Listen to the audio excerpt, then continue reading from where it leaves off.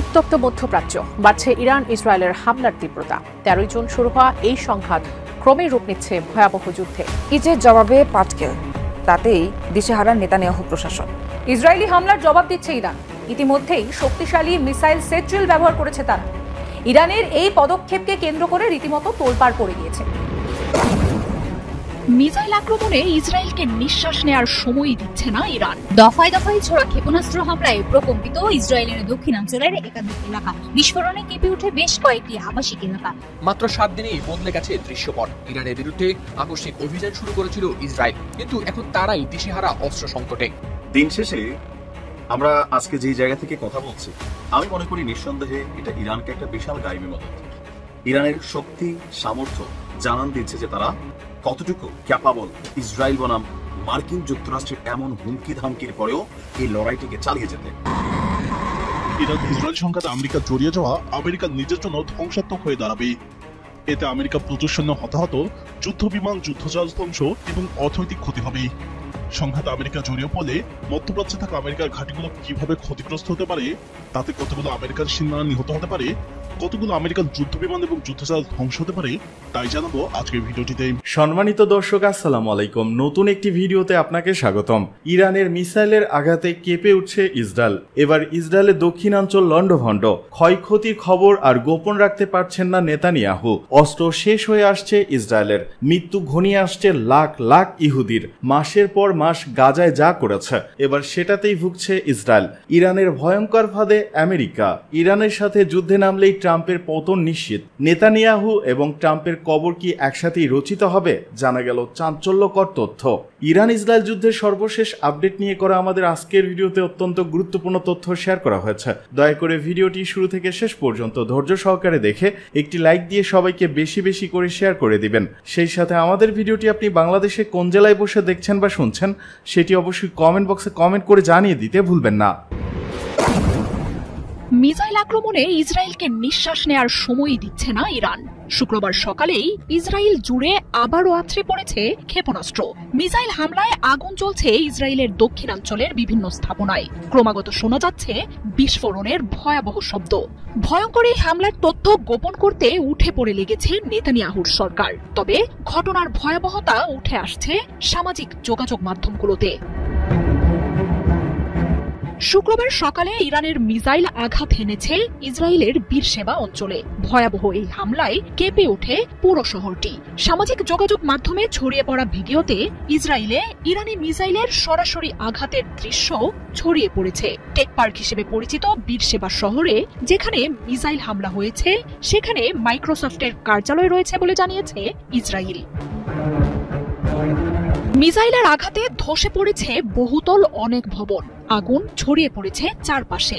বেশ কিছু ভবন, গাড়িতে আগুন আর বিস্ফোরণের দৃশ্যও ধরা পড়েছে। পরিস্থিতি নিয়ন্ত্রণে প্রাণপণ চেষ্টায় নেমেছে দমকল কর্মীরা। উদ্ধার অভিযান চালানো হচ্ছে ভবনগুলোর ধ্বংসস্তূপের নিচে। আহতদের উদ্ধার করে নেওয়া হচ্ছে হাসপাতালে। শুক্রবার সকালে ইসরায়েলের সামরিক বাহিনী ইরান থেকে মিসাইল ছোড়ার কথা নিশ্চিত করে। প্রতিরক্ষার মাধ্যমে সেগুলো নিষ্ক্রিয় করার চেষ্টার কথাও জানায় তারা। তবে আইডিএফ এর সেই চেষ্টা পুরোপুরি ব্যর্থ করে ইসরায়েলের লক্ষ্যবস্তুতে সরাসরি আঘাত হানে মিসাইলগুলো। ইসরায়েলের অর্থনীতি ও প্রযুক্তির অন্যতম এই প্রাণকেন্দ্রে হামলার ঘটনায় তীব্র আতঙ্কে ধুঁকছে ইসরায়েলিরা। গতকালই বীরশেবার সরোকা হাসপাতালে হামলার রেশ না কাটতেই অঞ্চলটিতে ইরানের আরেক দফা হামলা এখন ধ্বংসস্তূপে পরিণত করেছে গোটা শহরটিকে। ইসরায়েলের নেগেভ ডেজার্টের নেভাতিম বিমান ঘাঁটিকে ঘিরেই বীরশেবা শহরটি গড়ে উঠেছে। প্রযুক্তির পাশাপাশি ইসরায়েলের সামরিক শক্তিরও প্রাণকেন্দ্র এই অঞ্চল। মাটির নিচে আর বেসামরিক ভবনগুলোর আড়ালে মোসাদ এবং সামরিক বাহিনীর ব্যাপক কর্মযজ্ঞ চলে অঞ্চলটিতে। এখান থেকেই নিজেদের যুদ্ধ কার্যক্রম পরিচালনা করে ইসরায়েলি বাহিনী। ব্যাপক সুরক্ষিত এই অঞ্চলটিতে দফায় দফায় এমন হামলা নেতানিয়াহুর দেশটি যে সম্পূর্ণ অরক্ষিত তা স্পষ্ট করে দিয়েছে। ইরানের ছোড়া মিসাইল ঠেকাতে পারছে না সেখানে মোতায়েন থাকা প্রতিরক্ষা ব্যবস্থাও। এমনকি ইসরায়েল এসব মিসাইল শনাক্তই করতে পারেনি বলে জানাচ্ছে দেশটির স্থানীয় গণমাধ্যমগুলো। ইরান আগেই হুঁশিয়ারি দিয়েছে, ইসরায়েলের সাইরেনের শব্দ 1 মিনিটের জন্য বন্ধ হতে দেবে না তারা। শত শত মিসাইলের হামলায় আকাশ প্রতিরক্ষা ধ্বংসের পর এখন ইসরায়েলের গুরুত্বপূর্ণ সামরিক ও কৌশলগত স্থাপনাগুলোতেই বিধ্বংসী হামলা চালাচ্ছে আইআরজিসি। তাতে ব্যবহার করা হচ্ছে অপ্রতিরোধ ফাতাহ, সেজিল আর খোররাম শহরের মতো মিসাইলগুলো। এসব মিসাইল আটকানো তো দূর, শনাক্তই করতে পারে না ইসরায়েলের প্রতিরক্ষা। অন্ধকারের দিকে ধেয়ে আসছে ঝড়। সেই ঝড় যেন ক্ষেপণাস্ত্রের, ড্রোনের, যা ইসরায়েলের আকাশে প্রতিদিন এগিয়ে যাচ্ছে আগুনের রেখা। মাত্র 7 দিনেই বদলে গেছে দৃশ্যপট। ইরানের বিরুদ্ধে আকস্মিক অভিযান শুরু করেছিল ইসরায়েল, কিন্তু এখন তারাই দিশেহারা অস্ত্র সংকটে। 18 জুন বুধবার প্রভাবশালী মার্কিন সংবাদ মাধ্যম দ্য ওয়ার্ল্ড স্ট্রিট জার্নালের এক প্রতিবেদনে উঠে এসেছে এই উদ্বেগের চিত্র। নাম প্রকাশে অনিচ্ছুক এক মার্কিন কর্মকর্তা জানিয়েছেন, ইসরায়েলের আকাশ প্রতিরক্ষায় ব্যবহৃত অ্যারো ক্ষেপণাস্ত্র ইন্টারসেপ্টরের মজুদ প্রায় শেষের পথে। ইরানের পারমাণবিক কর্মসূচি এবং ব্যালিস্টিক ক্ষেপণাস্ত্র সক্ষমতা ধ্বংসে 13 জুন শুক্রবার আকস্মিক অভিযান শুরু করে ইসরায়েল। পাল্টা প্রতিশোধে ইরান ছুড়ে দেয় 370টির বেশি ক্ষেপণাস্ত্র ও শত শত ড্রোন। আকাশ প্রতিরক্ষায় ইসরায়েলকে ব্যবহার করতে হয়েছে তাদের সব রকম ব্যবস্থা, কিন্তু এত বড় আক্রমণ সামলাতে গিয়ে ক্ষেপণাস্ত্রের মজুদ প্রায় নিঃশেষ। সমর বিশেষজ্ঞরা বলছেন, এভাবে চলতে থাকলে আর 10 থেকে 12 দিনের মধ্যেই ইসরায়েলের আকাশ প্রতিরক্ষা ব্যবস্থা ভেঙে পড়তে পারে।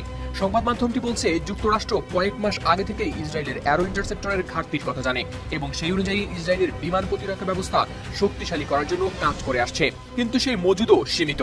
ইসরায়েলের অনেক অস্ত্র পাঠানোর পর এখন যুক্তরাষ্ট্র নিজেও ইন্টারসেপ্টর ঘাটতি নিয়ে রয়েছে উদ্বেগে।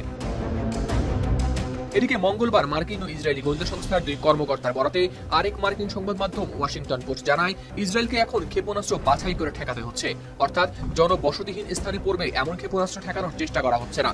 কিন্তু এতে বড় শহর বা গুরুত্বপূর্ণ স্থাপনা রক্ষা করা যে কঠিন হয়ে উঠেছে তা ইতিমধ্যেই বোঝা যাচ্ছে।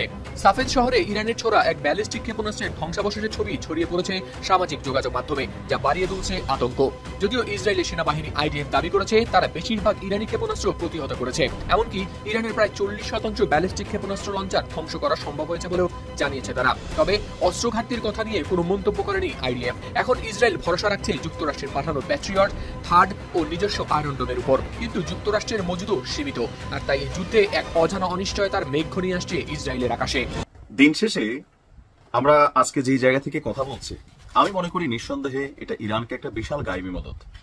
ইরানের শক্তি সামর্থ্য জানান দিচ্ছে যে তারা কতটুকু ক্যাপাবল ইসরায়েল বনাম মার্কিন যুক্তরাষ্ট্রের এমন হুমকি ধামকির পরেও এই লড়াইটিকে চালিয়ে যেতে।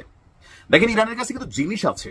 মাঝে মাঝে হয় না, আমি আমার কিছু কিছু বিষয়ে আমি অতিপ্রাকৃত একটা সিস্টেমে বিশ্বাস করি যে গাজার নিচে যে টানেল আছে, আপনি দেখেন প্রায় 2 বছর যুদ্ধ করে এই টানেলটার আগামাথা ইসরায়েল নিজে অনেকগুলো স্থল অভিযান চালাইছে, মানে গলি গলি ঘর বাড়ি চিপা চাপা, হ্যাঁ, সব ট্রাই করছে, কিন্তু খুঁজে পাচ্ছে না আসল জায়গাটা। অপরদিকে মার্কিন যুক্তরাষ্ট্র এবং যুক্তরাজ্য তারাও কিন্তু বহুত রকমের গোয়েন্দা বিমান, গোয়েন্দা ড্রোন, মহাকাশ থেকে নজরদারি, কোনো কিছুতে হচ্ছে না, কিন্তু টানেল তো আছে। এই যে আছে জিনিসটা চোখে পড়তেছে না। যখন আপনি রিলিজিয়াস পয়েন্ট অফ ভিউতে চিন্তা করবেন, সেটা হচ্ছে যে আপনাকে একটা গায়েবী মদত দেওয়া হচ্ছে। ইরানের বেলায়ও আমি মনে করি ঠিক এরকম একটা গায়েবী মদত দেওয়া হয়েছে। ইরান পারমাণবিক ভাবে যথেষ্ট শক্তিশালী, সবাই বলতেছে, মার্কিন গোয়েন্দা সংস্থা বলতেছে, তাদের বিভিন্ন অ্যাক্টিভিটিস কার্যক্রমকে মনিটরিং করে, কিন্তু দিন শেষে এটাকে আইডেন্টিফাই করা যাচ্ছে না।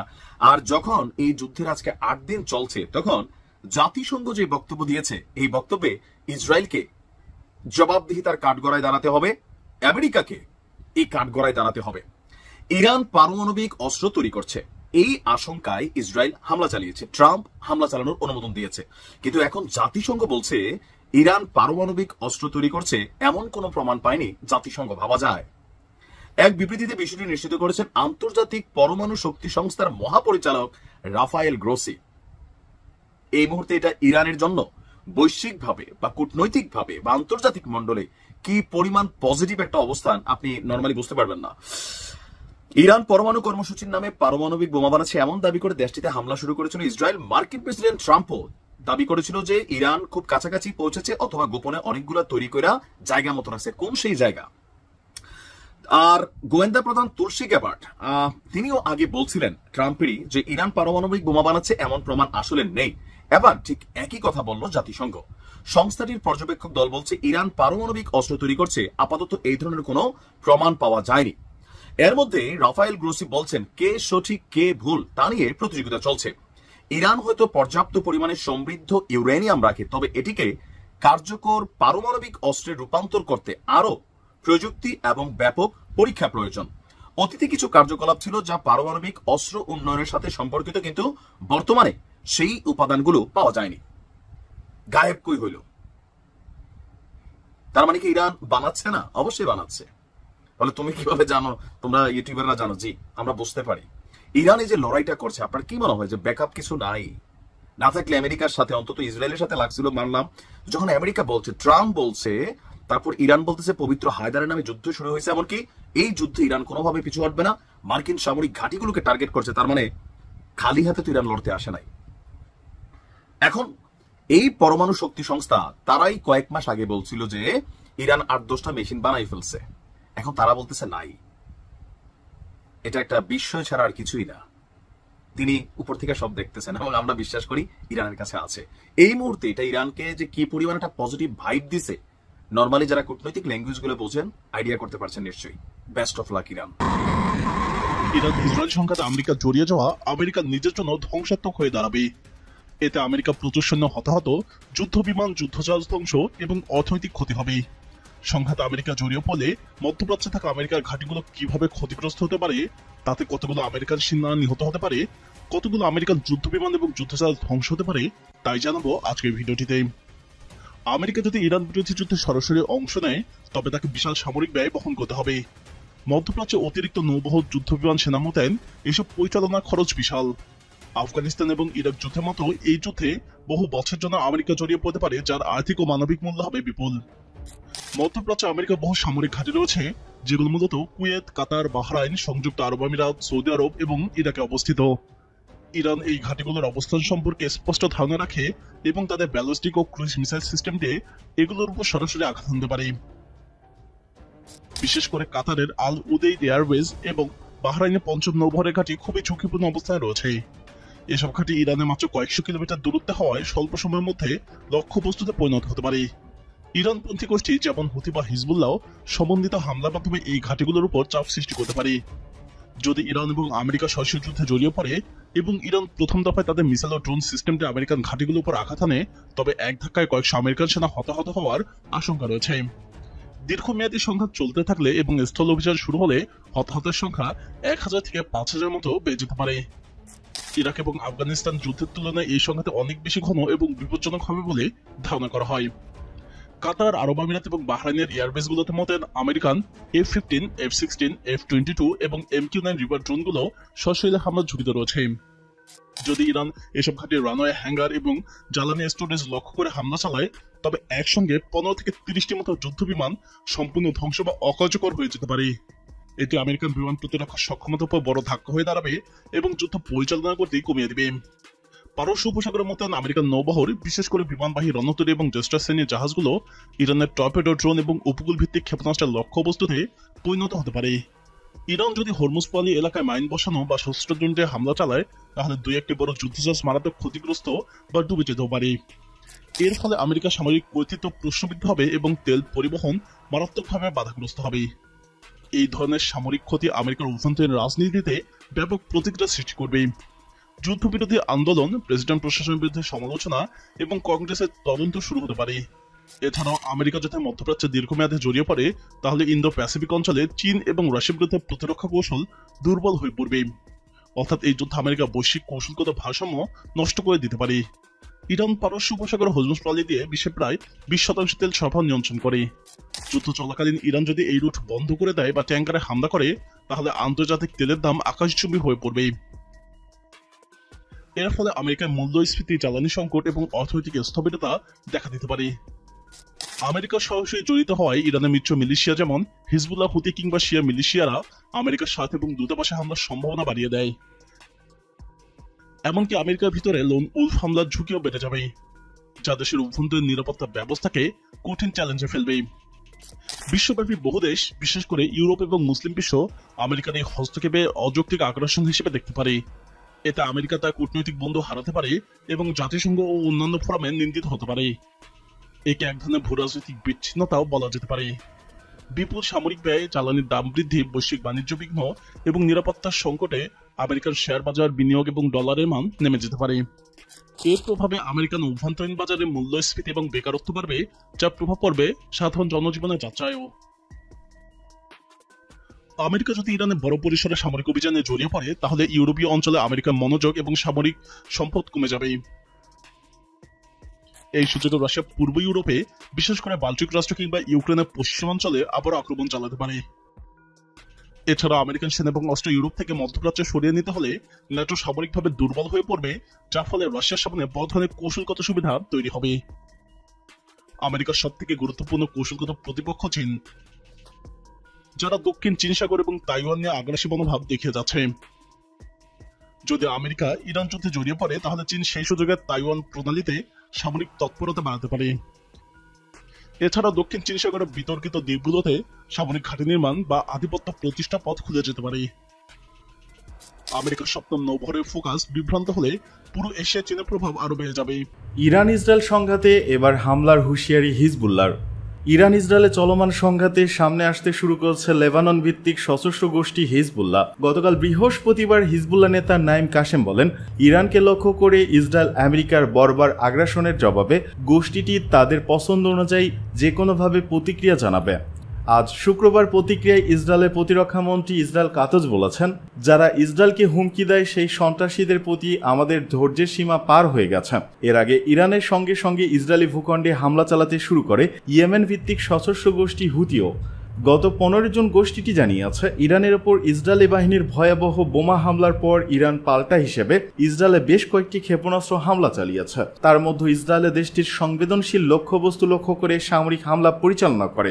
গত 2023 সালের অক্টোবরে গাজা যুদ্ধ শুরু হওয়ার পর থেকে নিয়মিতভাবেই হুতিরা ইসরায়েল এবং ইসরায়েল সংশ্লিষ্ট লক্ষ্যবস্তুতে ক্ষেপণাস্ত্র এবং ড্রোন হামলা শুরু করে। পরবর্তীতে সক্রিয়ভাবে যুক্ত হয় হিজবুল্লাহ। ইয়েমেনের হুতি নিয়ন্ত্রিত এলাকায় অসংখ্য হামলা চালিয়েছে ইসরায়েলও, যার মধ্যে রয়েছে সানার বন্দর এবং বিমানবন্দর। হিজবুল্লাহর সঙ্গেও লেবাননে যুদ্ধ চালিয়ে যায় ইসরায়েল।